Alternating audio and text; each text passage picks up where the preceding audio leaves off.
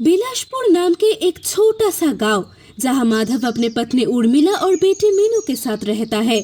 माधव एक बहुत ही गरीब कुम्हार था जो मिट्टी का बर्तन बनाने का काम करता था।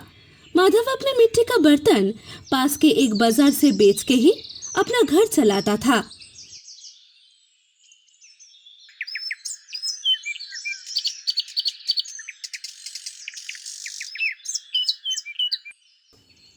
उर्मिला, कहाँ हो?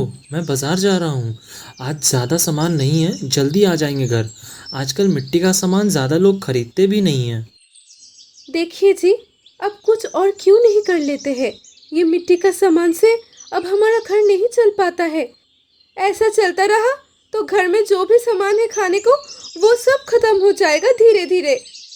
हम तो करने के लिए तैयार हैं, पर यहाँ कुछ और है भी नहीं करने को। और तुम दोनों को छोड़ के मैं शहर नहीं जा सकता। तुम तो भगवान पे इतना भरोसा करती हो, इतना पूजा पाठ करती हो। ऊपर वाले से प्रार्थना करो कि आज कुछ अच्छा हो जाए। वो तो मैं रोज ही करती हूँ। अब आप जाओ और जल्दी आना घर में। बेटी भूखा रहेगी जब तक अब कुछ लेके नहीं आ जाते हैं।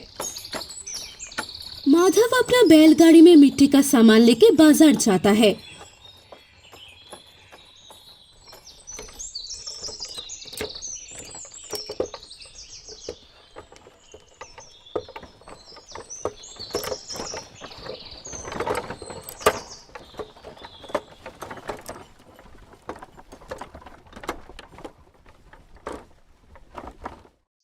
और इंतजार करने लगता है कि कोई ग्राहक मिल जाए जो उसका सामान खरीदे।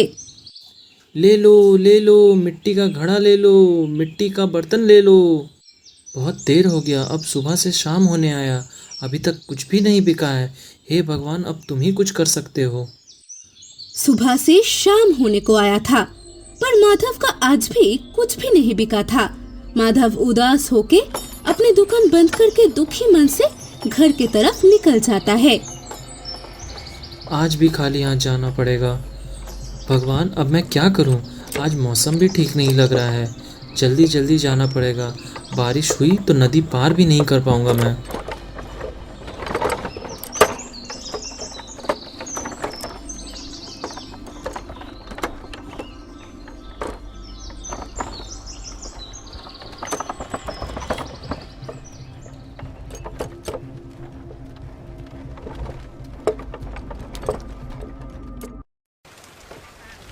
माधव जंगल के रास्ते घर जा ही रहा था कि आसमान एकदम अंधेरा हो जाता है। पानी गिरने लगता है। हे भगवान, ये क्या नया मुसीबत है? अब मैं घर कैसे जा पाऊंगा? पूरा साल आपने सूखा रखा और आज अचानक से इतनी तेज बारिश। आपका क्या लीला है प्रभु, आप ही जानते हैं।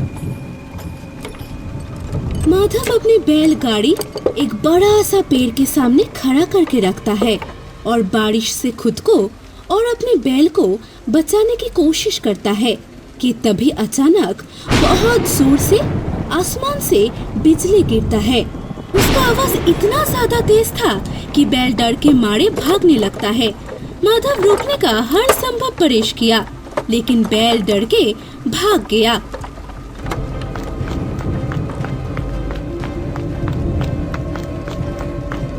हे भगवान, ये क्या हो गया? एक जोड़ी बैल ही तो था मेरे पास, जो मेरा सब कुछ था। अब मैं क्या करूं? घर किस मुंह से जाऊं?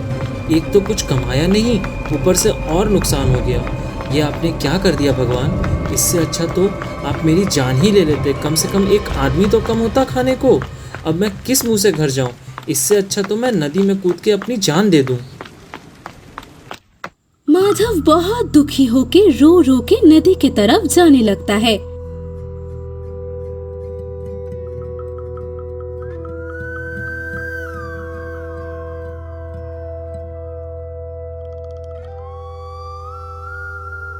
माधव नदी के पास जाके देखता है, नदी बारिश के चलते पूरा भरा हुआ है। माधव दुखी होके नदी में जैसे ही उतरने के लिए जाता है, तभी नदी से एक अचानक बहुत तेज लाइट आया और एक आवाज आया, रुको माधव बोल के। नदी से एक जल परी निकल आई। कौन है आप? और मेरे पास कुछ नहीं है खोने को। अब मैं अपनी जान देने के लिए मजबूर हूँ। नहीं माधव, ऐसा मत करो। कौन बोला था कि तुम्हारे पास कुछ नहीं है? कुछ करने से पहले अपने परिवार के बारे में सोचो। तुमको कुछ होगा तो उन लोगों का क्या होगा? तो अब मैं क्या करूं? आप ही बोलो, मेरे पास कोई और रास्ता ही नहीं है। तुम चिंता मत करो, मैं तुम्हारा दुख समझती हूँ और तुम्हारे गांव के बारे में भी सब जानती हूँ। मैं तुम्हें एक छड़ी देती हूँ। इस छड़ी से तुम अपनी 4 इच्छाएं मांग सकते हो और जैसे ही तुम अपना 4 इच्छाएं पूरी करोगे, ये छड़ी तुम्हारे पास से मेरे पास वापस आ जाएगी।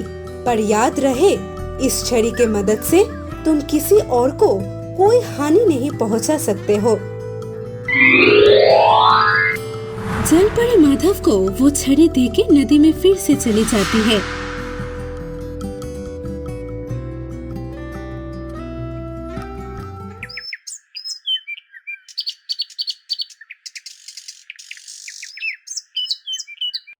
और माधव उस छड़ी को लेके अपना घर आते हैं और अपनी पत्नी को सब बोलता है। उसका पत्नी ये सब बात सुन के बहुत हैरान हो जाते हैं और बोलता है, ये तो चमत्कार हो गया जी। ऐसे तो हम लोग गांव का सबका मदद भी कर पाएंगे और खुद का भी। हाँ भाग्यवान, तो चलो हम अपनी पहली इच्छा मांगते हैं।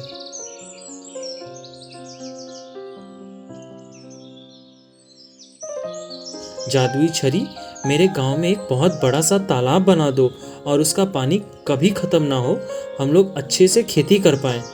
दूसरी इच्छा, एक अच्छा सा स्कूल और हॉस्पिटल हो ताकि गांव में बाहर से लोग आएं और गांव में सबको कुछ ना कुछ काम मिले।